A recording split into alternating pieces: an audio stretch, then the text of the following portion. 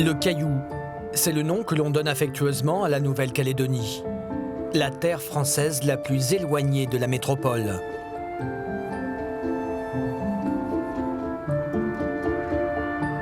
Ici, il n'y a pas d'or, pas de diamants, pas d'émeraude. Pourtant, ce caillou est une pierre précieuse. C'est un phénomène géologique qui a chargé cette terre d'un minerai précieux, le nickel, indispensable pour fabriquer de l'inox.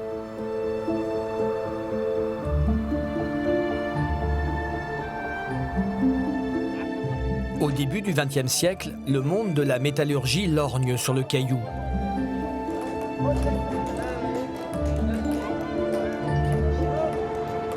Des dizaines de cargos, des minéraliers, font la navette entre la Calédonie et l'Europe. Parmi eux, le Vil de Saint-Nazaire, un 3-mâts carré de plus de 100 mètres de long. Ce mastodonte d'à peine 3 ans d'âge aurait dû connaître une vie bien plus longue, mais le sort en a décidé autrement.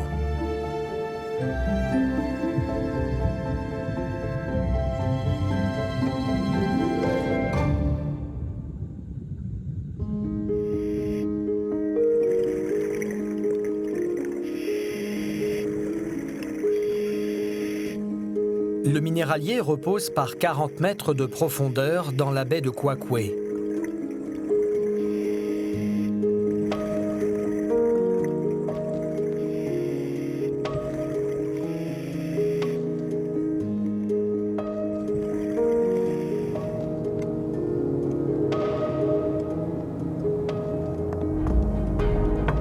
Gilbert Casté connaît bien l'histoire de ce navire.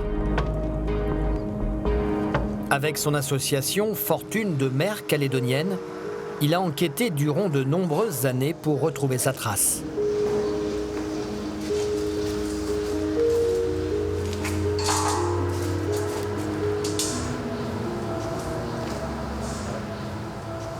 Le Vil de Saint-Nazaire a été mis à l'eau le 29 décembre 1901 et donc il a fait un certain nombre de voyages en transportant des tonnes de minerais de nickel.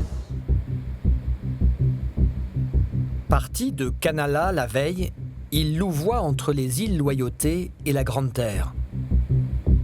Il y a eu un virement de bord au sud de Lifou et une route qui va entraîner un nouveau virement de bord lorsqu'on va approcher des récifs de la côte est. Et c'est le manque de visibilité, le passage de grains qui a fait donner l'ordre de mouvement trop tard.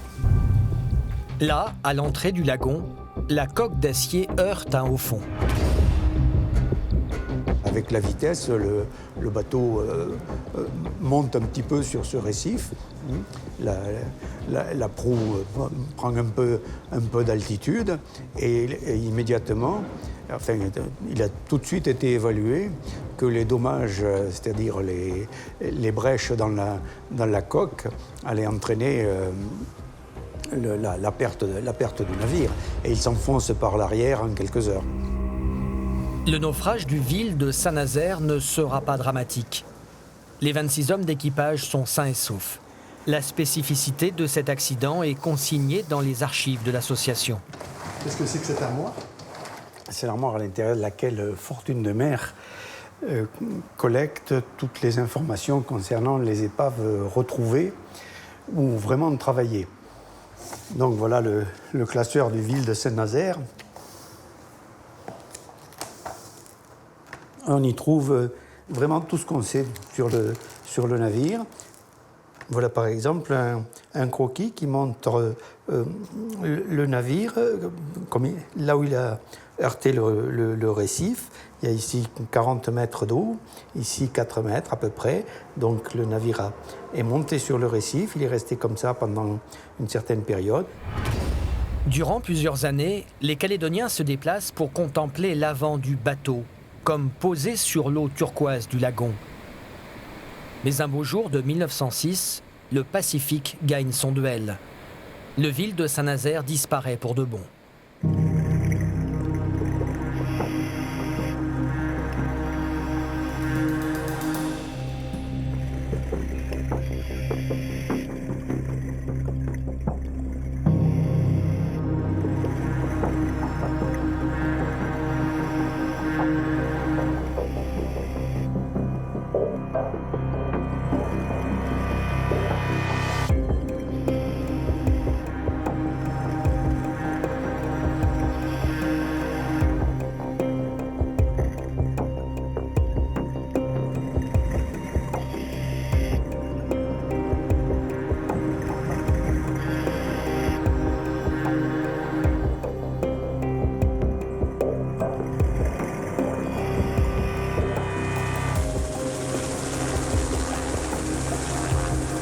Il aura fallu une bonne dizaine d'années à fortune de mer, avec parfois le concours de la Marine nationale, pour retrouver l'épave.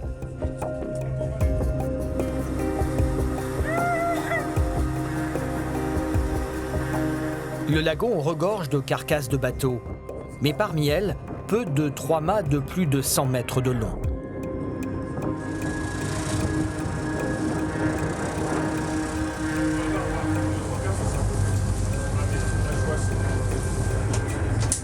Nous sommes en mai 2006. Le détecteur de métal de l'association repère une masse métallique.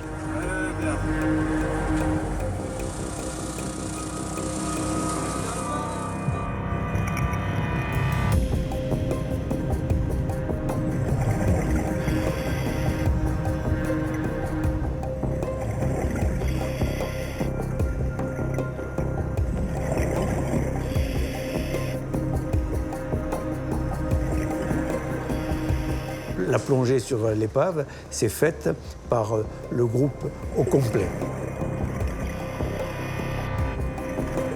Donc, tout le monde a vu cette énorme masse et tout ce qu'elle représente pratiquement en même temps. C'était magnifique.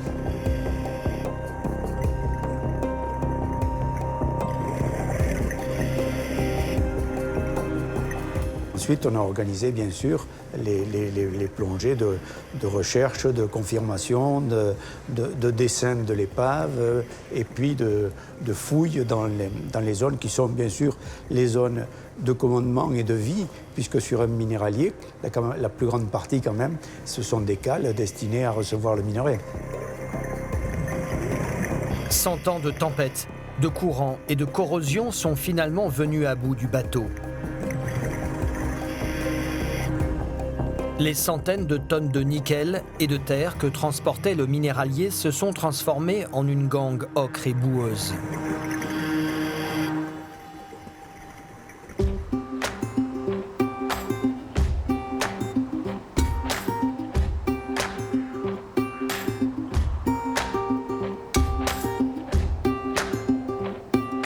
C'est cette terre rouge gorgée de métaux que l'on retrouve partout en Nouvelle-Calédonie. C'est cette même terre qu'Isabelle Goa gravit chaque jour. Son moment à elle. Ce monticule de 200 mètres de haut ne figure pourtant sur aucune carte. Situé à 1 kilomètre de la tribu d'Unjo, ce tas de terre est en fait un terril qui provient d'une ancienne mine à ciel ouvert. Et elle en connaît les moindres recoins.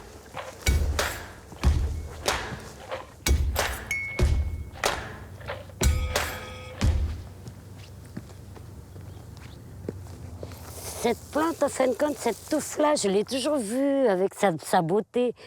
Et voilà, tout d'un coup, je suis arrivée, j'ai dit, ah là là, c'est cette liane qui l'abîme. Cette liane, c'est un médicament aussi de chez nous, quoi. On buvait, les femmes enceintes buvaient pour bien accoucher. Ma grand-mère, elle donnait à ma mère avant.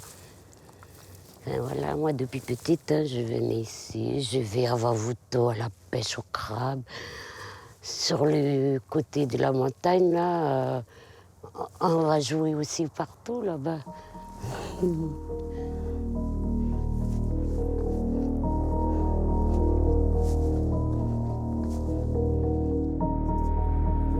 Depuis quelques années, un géant est venu s'installer dans le voisinage.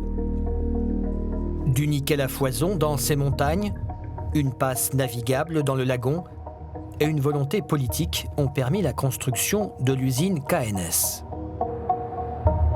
Un tapis roulant de 12 km, le plus long du monde, achemine la roche brute de la mine du haut de la montagne jusqu'aux 2 fours électriques. Ici, on extrait le nickel par pyrométallurgie, c'est-à-dire par chaleur et non par utilisation de produits chimiques.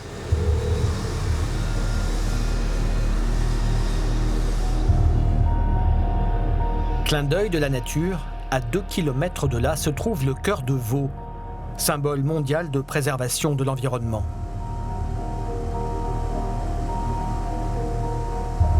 L'usine KNS a beau être ultra moderne, moins polluante que ses deux aînés du Sud, le traumatisme est immense pour la poignée de Kanaks vivant ici. Il n'y a plus de silence du tout, on a toujours le bruit de l'usine.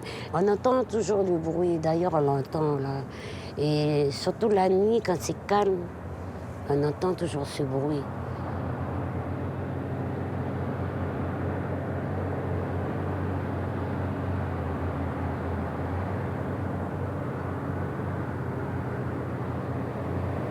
Il n'y a plus la nuit, c'est à cause de la coulée là.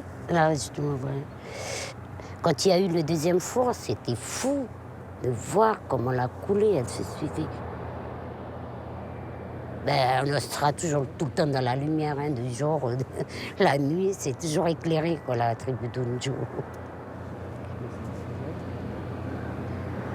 Le territoire d'Isabelle, c'est la mangrove, là en bas, en bord de mer. Au pied des palétuviers, un garde-manger, des crabes à marée basse, des poissons, à l'heure de la pleine mer. On a toujours à manger. Des poissons, des crabes, des huîtres, des palourdes, le manioc qu'on plante, les ignames, tout ce qu'on plante. C'est impossible de mourir de faim. On a toujours à manger. Mais à l'aplomb de sa mangrove, le terril et sa terre rouge. Mais quand il pleut, mais tout le rouge, il descend. Et on le retrouve en bateau au bord de mer. Là-bas, on voit, c'est la nature, quoi. Tout au bord, là-bas. Et il y a juste cette partie. Et c'est à cause qu'on a travaillé depuis des années ici. Et puis, ben, toute la terre, elle retombe en bas à la mer, quoi. Ces boues rouges qui descendent à chaque pluie ne sont pas toxiques. Mais c'est par asphyxie qu'elles font mourir les palétuviers. Et petit à petit, c'est tout un écosystème qui disparaît.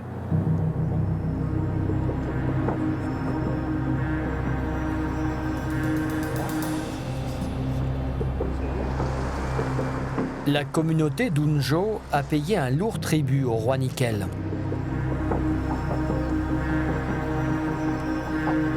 Mais au lieu de rester là, à regarder son petit monde peu à peu disparaître, Isabelle a décidé de se battre pour sauver son bout de mangrove.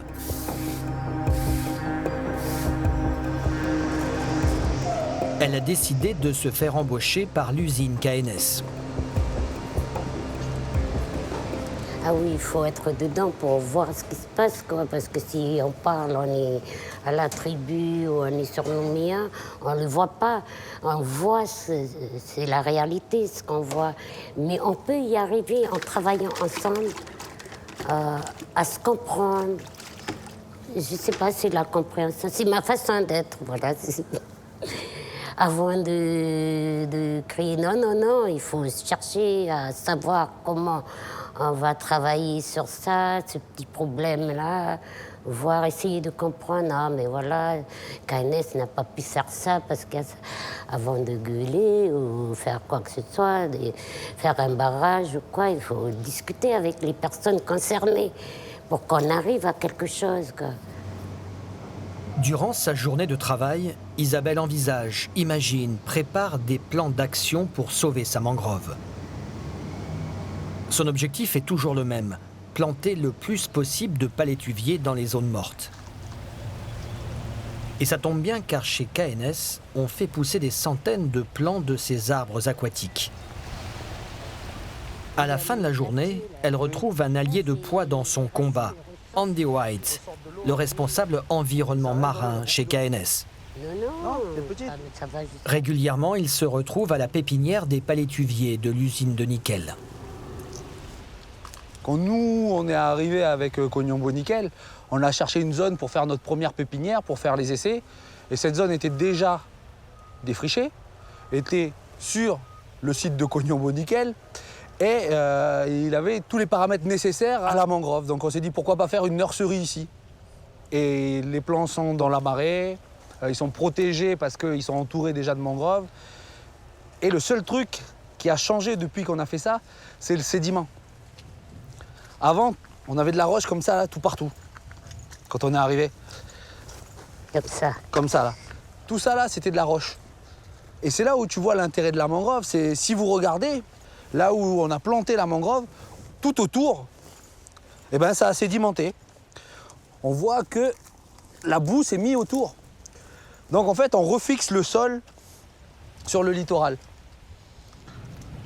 Ces jeunes plants de palétuvier sont cultivés pour reconstituer les zones de mangroves détruites par l'implantation de l'usine. Andy en offre à Isabelle afin qu'elle les replante. Et voilà.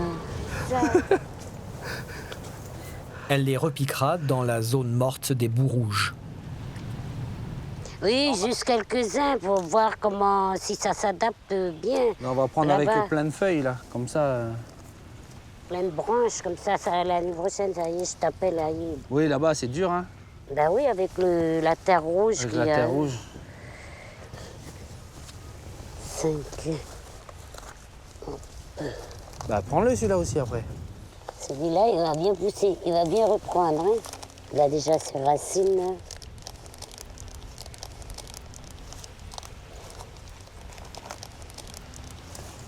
Tu vois, regarde celui-là. Ah, tu préfères celui-là? 1, 2, 3, 3, 4. 4. On prend celui-là. En plus, les racines, elles sont pas cassées. Bon, on va déjà commencer avec ça. Voir comment lui il va placer, comment il va... Ça fait plusieurs années qu'Isabelle et Andy collaborent à la sauvegarde de la mangrove. Elle, parce que c'est son univers, lui, pour minimiser au maximum l'impact de l'implantation de l'usine de nickel. Ah ben c'est primordial. C'est primordial, on est chez eux. ils étaient là avant nous, ils étaient tranquilles. Le soir, il faisait nuit. Ah, ça, c'est très important. Le soir, il faisait nuit. Et maintenant, avec Cognambo Nickel, ils ont des grandes tours de lumière, ils voient comme des gratte-ciel le soir en regardant, en se couchant. Et on a nos coulées de scories qui font comme, même si c'est joli de voir des coulées de lave, voilà, on arrive chez eux où ils étaient tranquilles et on apporte une certaine nuisance et il faut qu'on fasse attention aux nuisances qu'on crée. Ah, c'était un mariage à Répéné? Je sais plus si ça retenait. Oui, je sais plus, en l'année d'avant, quand il est parti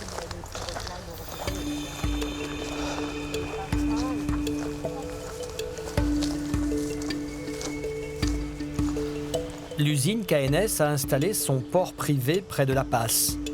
Andy en assure le suivi environnemental.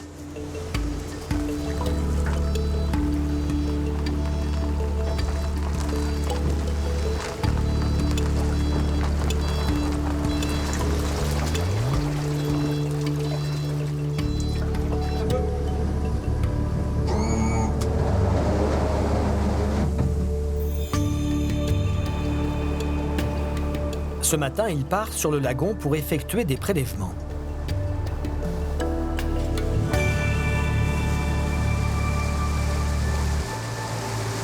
Donc on va faire un suivi de la qualité de l'eau et un suivi de la qualité des sédiments.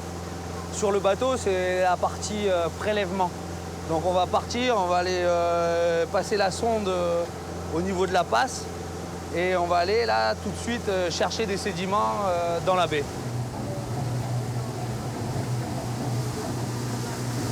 L'influence, la grande majorité de l'influence de Cognambo Nickel, c'est les apports sédimentaires qui viendraient de la mine. Donc on a un travail en amont sur la mine de gestion des eaux, de gestion de notre travail, afin d'éviter qu'il y ait un impact en aval au niveau du lagon. Mais il faut quand même qu'on le vérifie. Donc on a des structures de contrôle en amont, et là c'est notre façon de contrôler l'aval.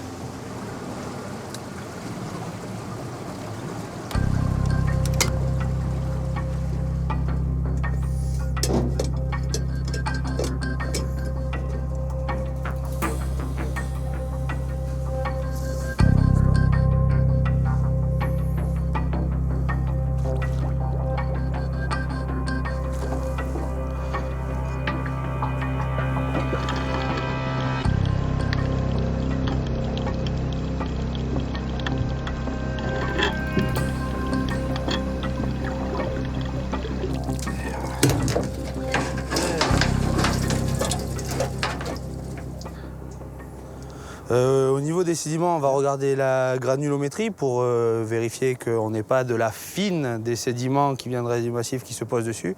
Et ensuite, la qualité physico-chimique. On va chercher si on n'a pas des traces d'hydrocarbures dues à nos activités sur zone. Donc, il nous faut de longues données pour pouvoir comparer au maximum de données sur une période très grande pour vraiment mettre le doigt sur un impact potentiel de Cognambo-Nickel. On peut dire qu'il n'y a pas d'impact autre que ceux qui étaient prévus dans l'étude initiale. Direction la passe du lagon où se jettent les eaux de refroidissement de l'usine.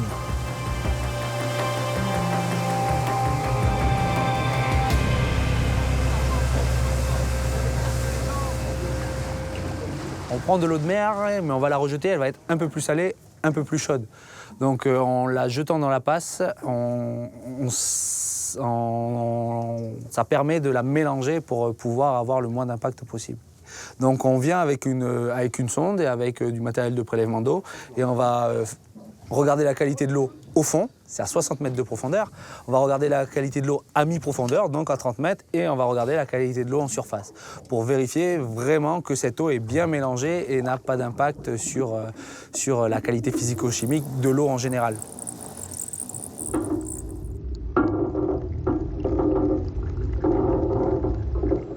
On fait ça à cet endroit-là et on va faire la même chose 500 mètres en amont, 500 mètres en aval pour être sûr que tout cet effluent soit bien mélangé.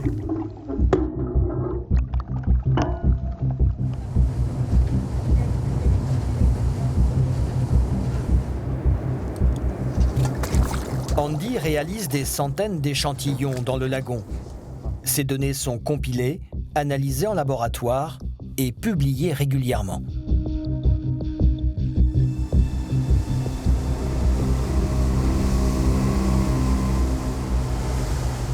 Je travaille pour Cognambo-Nickel. J'ai grandi ici. Sur les communautés qui sont autour, j'ai de la famille. Donc il y a des moments où ça passe bien, il y a des moments où ça passe moins bien.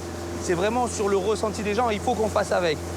Pour passer au travers de tout ça, il faut qu'on communique. Il faut toujours communiquer encore et encore. C'est-à-dire que ça peut être bien le matin, il s'est passé quelque chose dans la journée, tu ne sais pas pourquoi et tu vas t'en prendre plein la tête. Donc il faut passer les vagues. C'est comme ça, au fur et à mesure, et communiquer le maximum sur tout ce qu'on fait.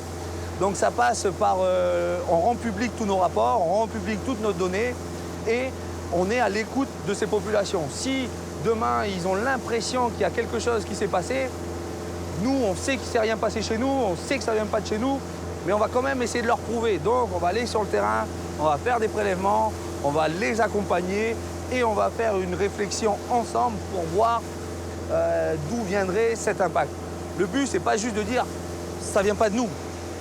Le but, c'est aussi de trouver d'où ça vient pour que Cognambo ne fasse pas que regarder ses impacts à lui, mais regarde vraiment les impacts dans toute la zone.